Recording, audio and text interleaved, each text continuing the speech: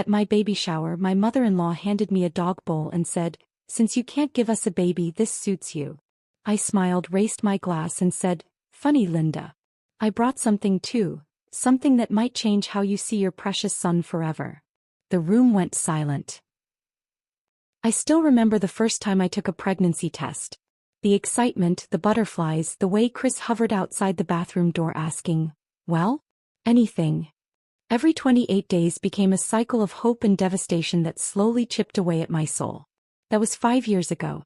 5 years of negative tests lined up like little plastic tombstones for dreams that never had a chance to live. Today marks the 61st test. I've counted each one, kept them hidden in a shoebox at the back of my closet where Chris won't find them. He stopped waiting outside the bathroom door somewhere around test 37. "It's negative," I announced to our empty bedroom. Chris left for work early again, avoiding the monthly morning ritual. The distant slam of cabinet doors tells me he's still home, hiding in the kitchen. I drop the test into the trash can and wash my hands thoroughly, as if I could somehow rinse away the disappointment. When I enter the kitchen, Chris barely looks up from his coffee. "No luck?" he asks, though we both know the answer. "Not this month," I reply, reaching for a mug. My voice sounds hollow even to my own ears. There's a heaviness between us that wasn't there in the beginning, when each negative result was met with, "We'll try again next month," and comforting embraces. Now it's just silence and averted eyes. "Mom called," Chris says, changing the subject. "They want us over for dinner on Sunday." My stomach clenches. "Linda." My mother-in-law with her razor-sharp comments disguised as concern. "Do we have to? I've got that presentation to prepare for Monday." "Amanda," Chris sighs, his voice tinged with that familiar mix of exhaustion and irritation. "It's just dinner." She misses us. What he means is she misses him. Linda tolerates me as the woman who married her precious son, and fails month after month to produce the grandchild she desperately wants. Fine, I concede because it's easier than fighting. But I'm leaving by 8. Sunday arrives with depressing inevitability. Linda's suburban ranch-style home looks exactly like every other house on Maple Drive, except for the garden gnomes she collects like silent, judging sentinels. The smell of pot roast hits me as we walk through the door. Linda's specialty, cooked perfectly as always. There they are. Linda's voice carries from the kitchen. She emerges wiping her hands on a dish towel, embracing Chris first, always first, before turning to me with a practiced smile. "Amanda, sweetie, you look tired. Are you sleeping okay?" Translation: "You look awful. No wonder my son isn't happy." "I'm fine, Linda. Just busy at work." I hand her the bottle of wine we brought, which she accepts with a nod. "Well, come in, come in. Your cousin Sarah just had her baby, Chris.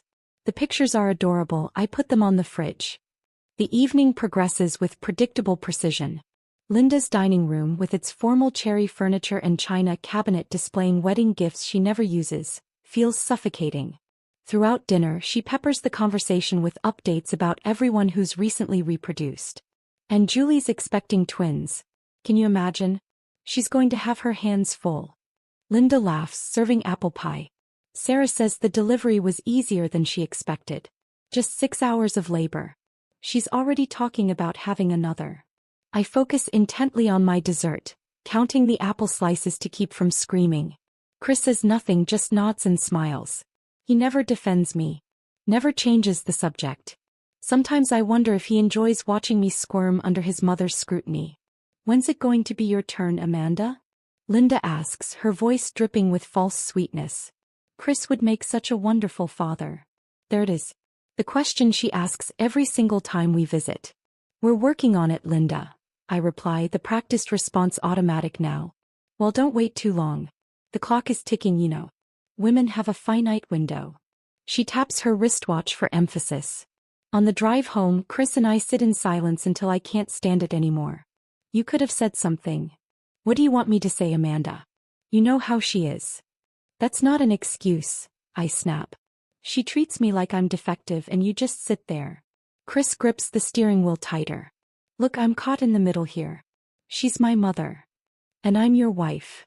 The words hang between us, heavy with all the things we no longer say to each other.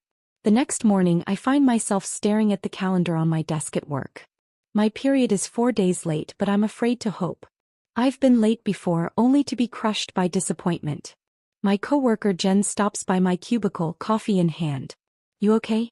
You've been staring at that calendar like it holds the secrets of the universe. I force a smile. Just tracking a project deadline. Later that week, during my annual physical, Dr. Mitchell reviews my chart with the same professional warmth she's shown for years. Everything looks good, Amanda. Your tests are all normal. All normal. I repeat, the words catching in my throat. Even my hormone levels? Fertility markers. She glances up, her expression softening. Yes, everything indicates normal reproductive function. Are you and Chris still trying to conceive? The question hits me like a physical blow. 5 years, I whisper. Dr. Mitchell's brow furrows slightly. Have you both been tested? Sometimes male factors can. Chris refuses, I interrupt. He says it's probably me, that his family has never had issues conceiving. She hands me my medical records, pointing to specific test results. Amanda, there's nothing in your workup that would explain difficulty conceiving. Nothing at all. I stare at the paper, the black and white evidence contradicting everything I've come to believe about myself. For years I've carried the weight of our failure to conceive.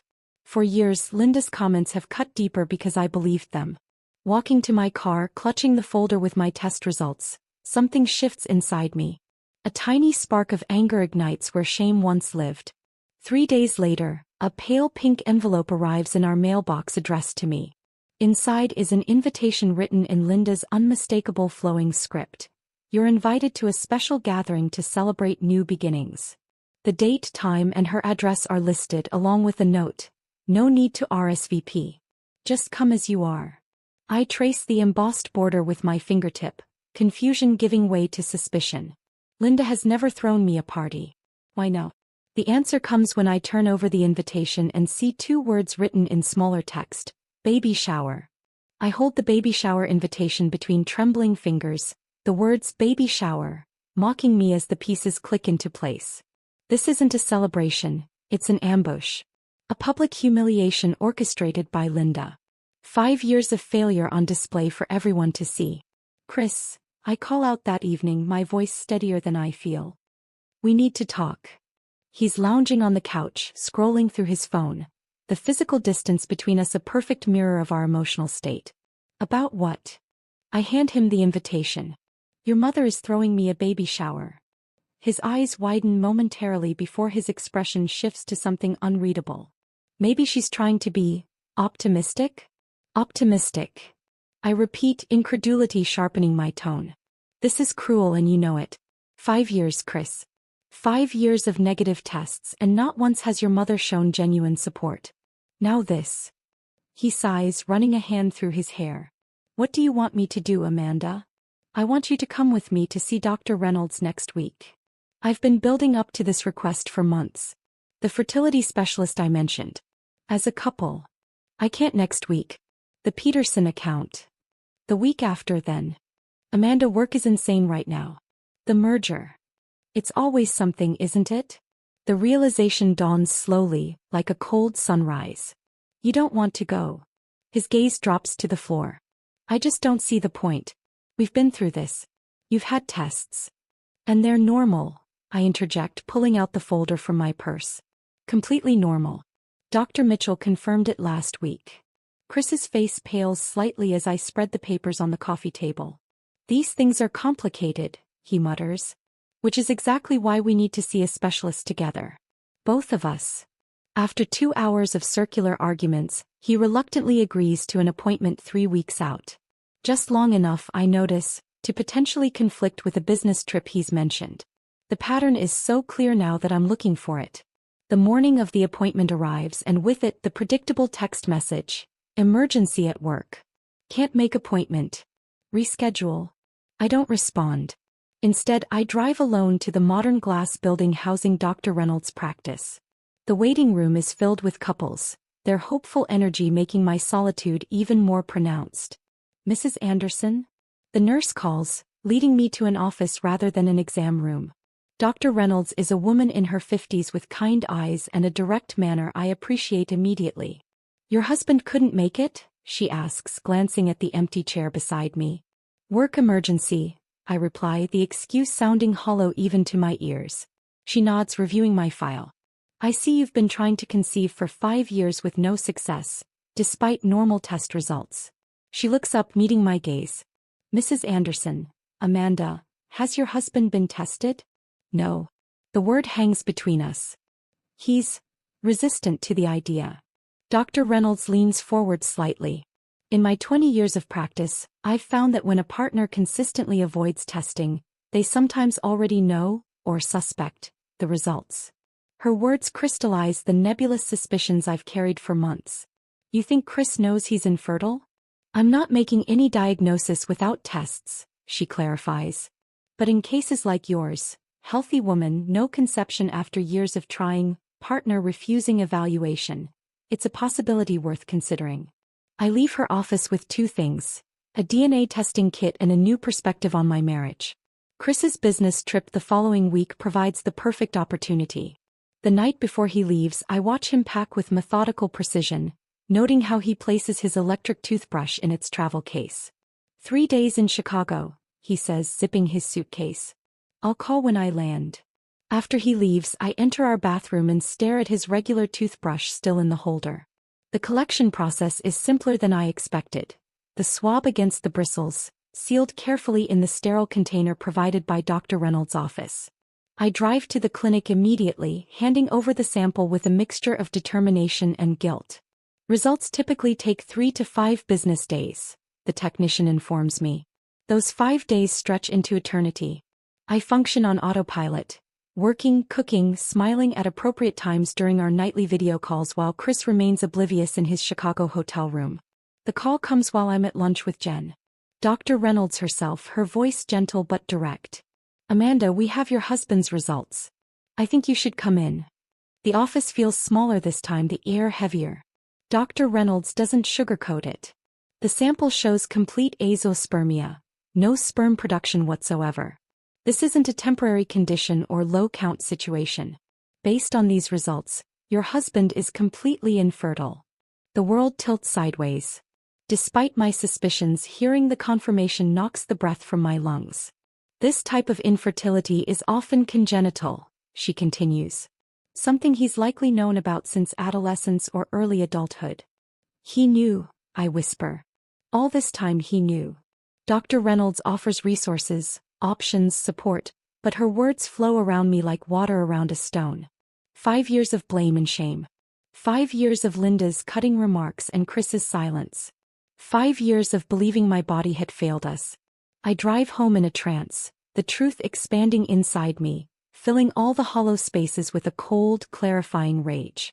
Our house, once a symbol of our future family, now feels like a monument to lies. In a daze, I wander into Chris's home office searching for what? Confirmation? Evidence? In the bottom drawer of his desk I find it, a bottle of prenatal vitamins. Not mine. New, sealed, with a handwritten note taped to the cap in Linda's flowing script. For when she finally accepts reality and you can move forward with someone who can give you children. Reality crashes over me like a wave. Not only did Chris know about his infertility, but he and Linda have been planning for a future without me. The vitamins weren't meant for me. They were meant for whoever would replace me once I was discarded for failing at something that was never possible to begin with. I sink to the floor, the bottle clutched in my hand as the final pieces of the puzzle lock into place. The baby shower invitation suddenly makes perfect, terrible sense. A public breaking point designed to end our marriage on Linda's terms. But Linda doesn't know what I know now.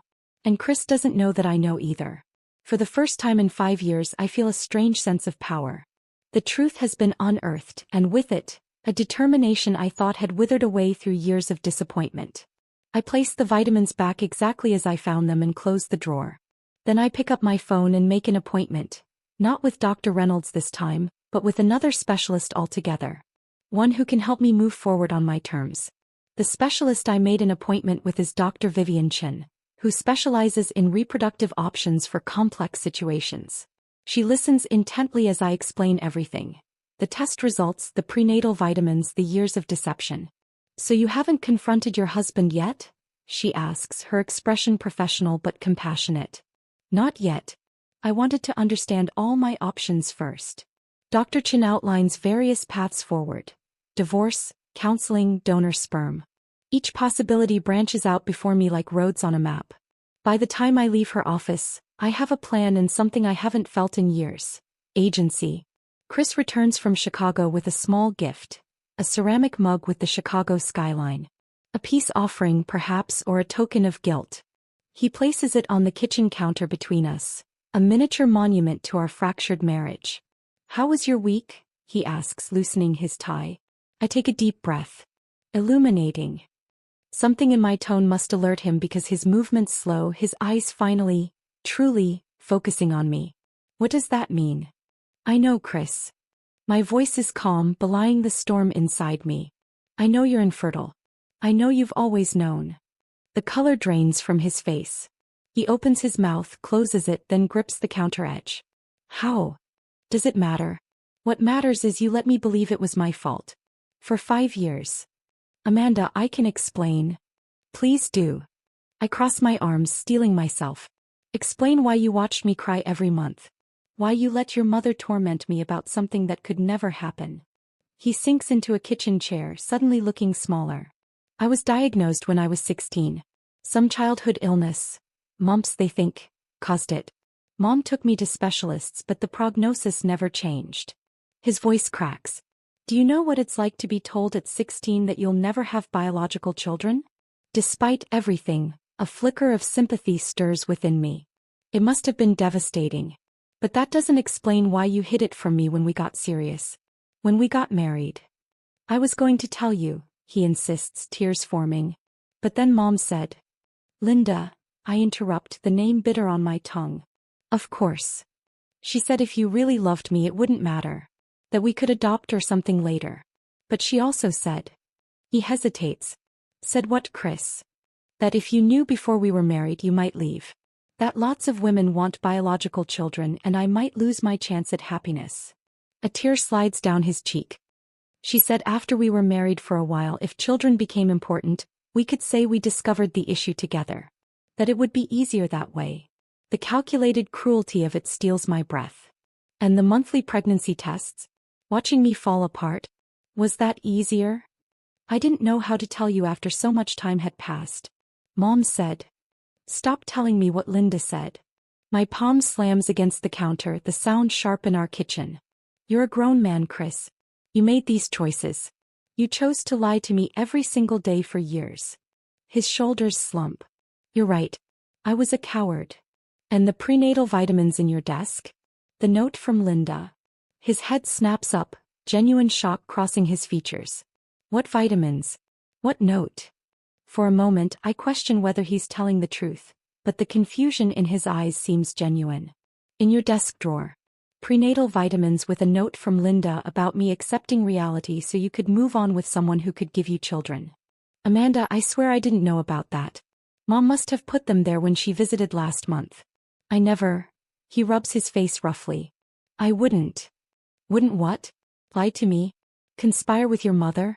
Because you've been doing exactly that for our entire relationship." We talk for hours, tears flowing freely between accusations and apologies. Dawn breaks over our neighborhood as Chris finally confesses the full extent of Linda's manipulation. How she convinced him I would want the baby shower to help me move on. How she's been introducing him to fertile young women from her church group at family gatherings, positioning them near him while I was occupied elsewhere. "I never wanted anyone else," he whispers. "Just you.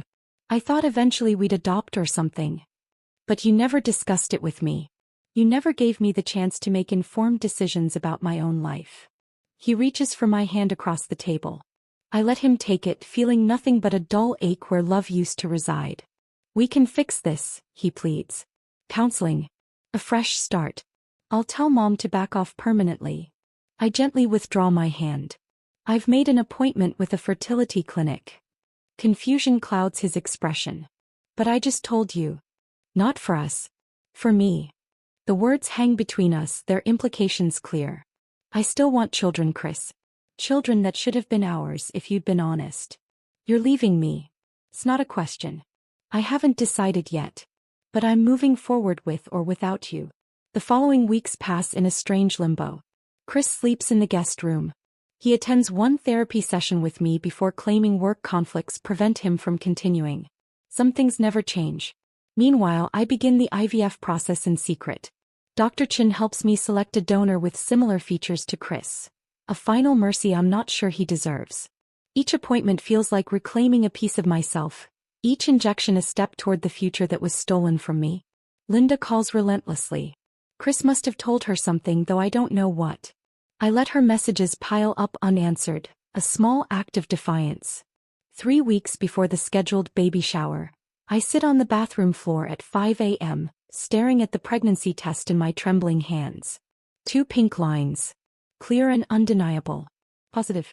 After 5 years of negatives, the sight is so foreign I take 3 more tests. All positive. A hysterical laugh bubbles up from somewhere deep inside me, mingling with tears that seem endless. I'm pregnant. Alone and pregnant and terrified and elated all at once. I hide the tests in my bedside drawer beneath a stack of books. Not out of shame, but because this joy is mine alone for now. This secret is the opposite of Chris's. Not one that harms, but one that heals. Not a lie, but a new truth taking shape. The baby shower invitation sits on my dresser. No longer a threat but an opportunity. Linda thinks it will be my breaking point, the public humiliation that finally shatters me. She has no idea what's coming. I place a protective hand over my still flat stomach. For the first time in years I feel something like peace. Whatever happens at that shower, I won't be facing it alone. The 3 weeks leading up to Linda's baby shower pass in a blur of morning sickness and strategic planning. I tell no one about the pregnancy, not even my sister Jenna, who calls twice to ask if I'm really attending whatever weird thing Linda is planning. Trust me, is all I say. Chris and I orbit each other like distant planets, sharing space but rarely connecting. He makes awkward attempts at reconciliation, bringing home takeout from my favorite restaurant, suggesting weekend getaways, but it's as if he's reading from a script written by someone who doesn't know me at all. Maybe he never did. The morning of the shower arrives crisp and sunny, mocking the storm brewing inside me. I stand before my closet, selecting a fitted emerald dress that subtly accentuates my still flat stomach. My hair falls in loose waves, makeup applied with careful precision. If this is to be a showdown, I want to look my best. Chris hovers in the doorway, his expression uncertain. Are you sure you want to go? We could just say you're sick. I secure the clasp on my necklace, a gift from my mother. I've been sick for 5 years, Chris. Today I'm feeling much better. He doesn't understand, of course. How could he? The envelope containing the DNA test results and my first ultrasound image rests in my purse like a loaded gun. Evidence. Truth. Power. Linda's street is lined with cars when we arrive. More than I expected. I recognize vehicles belonging to Chris's cousins, Linda's church friends, some of our mutual acquaintances. This isn't an intimate gathering. It's a public spectacle. Quite a turnout, I murmur as Chris helps me from the car. His complexion pales. Mom said it would just be family. Your mother says a lot of things. The front door opens before we reach it. Linda resplendent in a floral dress, her smile sharp as a knife. There you are. Everyone's waiting. The living room has been transformed with pastel decorations, pink and blue streamers, a banner reading New Beginnings, and a table piled with wrapped gifts. About 20 people turn to stare as we enter, their expressions ranging from curiosity to pity. I recognize the pity immediately. They know. All these people were invited specifically because they know about my failure as a woman. Linda's best friend Marjorie approaches first, embracing me with the exaggerated gentleness one might use with terminal patients. Amanda, you're so brave, she whispers. I extricate myself from her grip, smiling placidly. It's just a party, Marjorie. Chris's cousin Taylor catches my eye from across the room and offers a sympathetic grimace. At least someone here seems uncomfortable with Linda's charade. Let's get everyone settled, Linda announces, ushering people toward the arranged chairs. I have a little presentation first. I take a seat in what is clearly the position of honor, a decorated chair at the front facing everyone. Chris sits beside me, fidgeting with his wedding band. The room falls silent as Linda takes her place, hands clasped before her like a benevolent queen addressing her subjects. Thank you all for coming to support Amanda and Chris during this transitional time. Linda's voice drips with manufactured compassion. As you know, They've been trying to start a family for several years without success. The collective gaze of the room weighs on me like a physical presence. I maintain my smile, one hand resting lightly on my purse. Sometimes, Linda continues, we need to accept when God has other plans for our lives. Amanda, dear, I know how difficult this journey has been for you. A muscle twitches in Chris's jaw, but he remains silent. Always silent. Which is why, Linda reaches behind a nearby table. I wanted to give you something special today. Something to help you move forward on a new path. She presents a glossy gift bag with a flourish, placing it in my lap with a triumphant smile. The room watches expectantly as I part the tissue paper and withdraw the contents. It's a ceramic dog bowl, expensive, hand-painted with the name Fido in elaborate script. Linda's voice cuts through the confused silence. Since you can't give us a baby, I thought this might suit you better. Pets can be wonderful companions for childless couples. All the nurturing instinct, none of the disappointment. The room collectively inhales. Someone, possibly Taylor, mutters Jesus Christ under their breath. Chris stares at the floor, his shoulders hunched, saying nothing. Absolutely nothing. 5 years of pain, lies, and manipulation crystallize in this moment of perfect clarity. Linda has finally overplayed her hand. I trace the rim of the dog bowl with one finger, then raise my eyes to meet hers. The smile that spreads across my face seems to unnerve her. It's not the reaction she expected. Funny, Linda. I set the bowl aside and reach for my glass of water. I brought something too, something that might change how you see your precious son forever. The room goes completely silent. Even the distant ticking of Linda's grandmother clock seems to pause. What are you talking about? Linda's voice has lost its saccharine edge. I open my purse deliberately, extracting the sealed envelope. Did Chris tell you about our visit to the fertility specialist? Linda's gaze darts to her son, who has finally looked up, his face ashen. He mentioned you were being difficult about accepting reality. Reality, I repeat, savoring the word. Let's talk about reality, shall we? I break the envelope seal, removing the papers inside with steady hands. The reality is that after 5 years of trying to conceive, I finally got tested. My results were completely normal. Linda waves dismissively. Tests can be wrong. They can, I agree pleasantly. Which is why I had Chris tested too. The color drains from Linda's face. You did what? Well, not with his knowledge. Just a simple DNA sample while he was in Chicago. Very conclusive results, though. I extend the first paper toward Linda. Your son has complete azoospermia. He's completely infertile, Linda.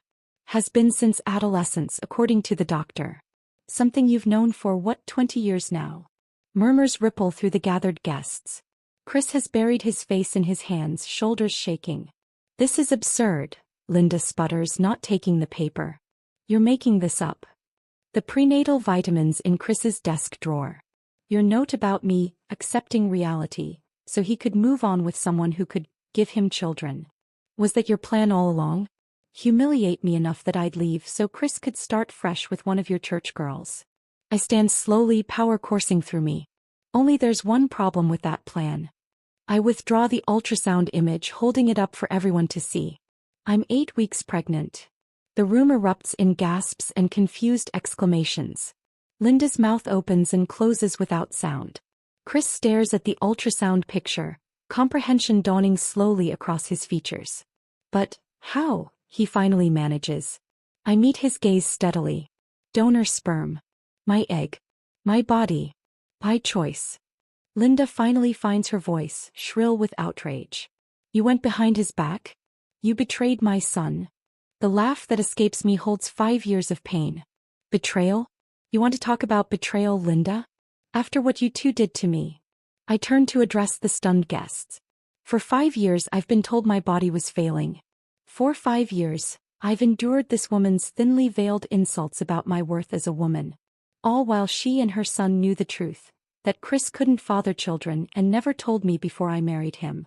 Amanda, Chris stands, reaching for me. We can talk about this. We're done talking. I step away from his outstretched hand. I came here today to set the record straight before I leave.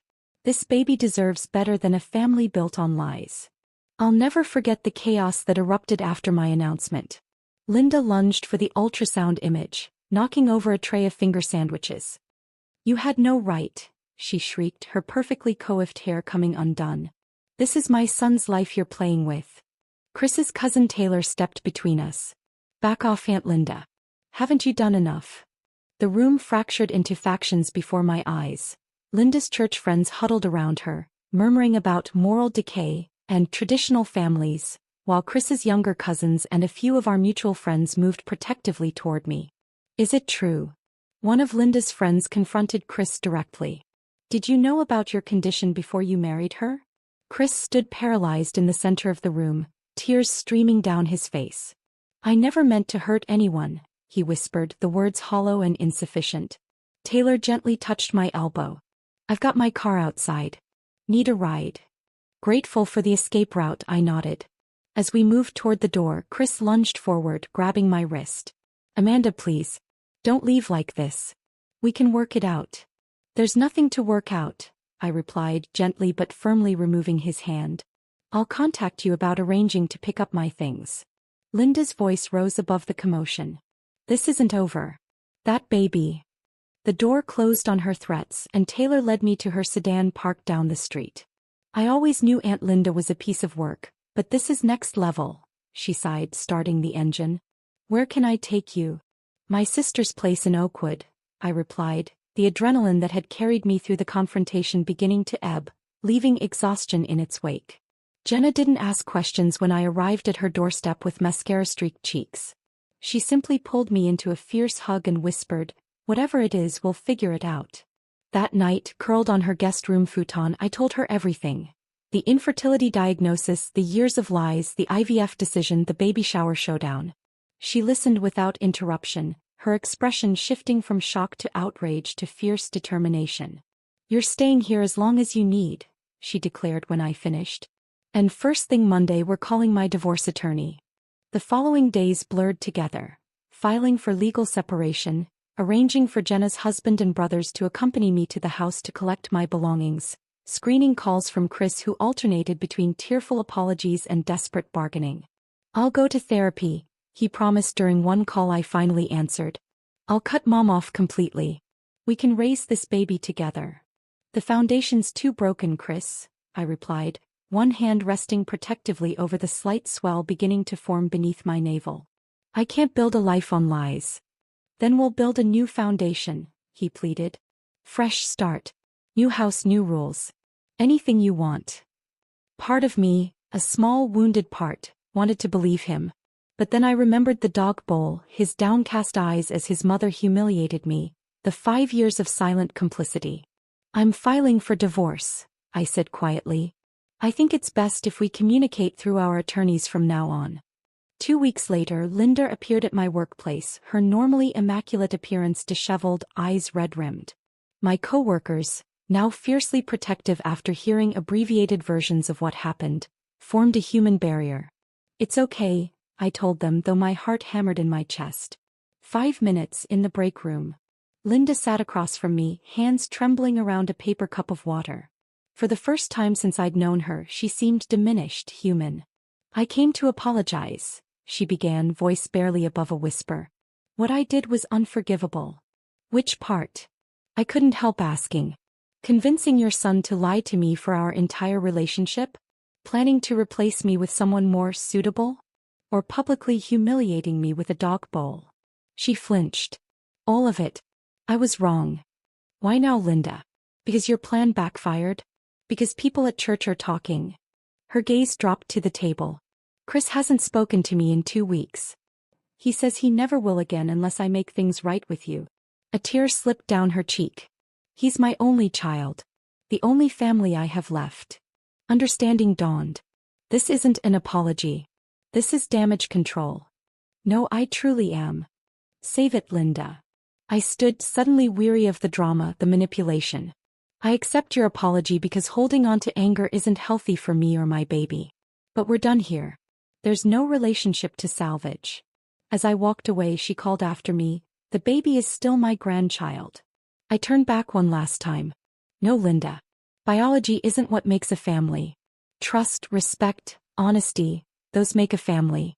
Something to think about if you ever want to meet this child. Life settled into new patterns as my pregnancy progressed. The divorce proceedings moved forward with surprising smoothness. Chris didn't contest anything, agreeing to my terms without argument. When I declined his offer of child support, this baby was my choice alone. He instead set up a college fund in the baby's name, managed by an independent trustee. Small gestures that came too late to save what we had, but perhaps indicated he was finally growing beyond his mother's influence. Jenna's guest room served as my sanctuary for 3 months until I found a modest 2-bedroom apartment in a friendly neighborhood with good schools nearby. My friends rallied around me in ways I never expected, helping me move, accompanying me to Lamaze classes, organizing a genuine baby shower that celebrated rather than humiliated. Now at 6 months along, my daughter, yes, a girl according to the latest ultrasound, kicks vigorously as I arrange stuffed animals in her nursery.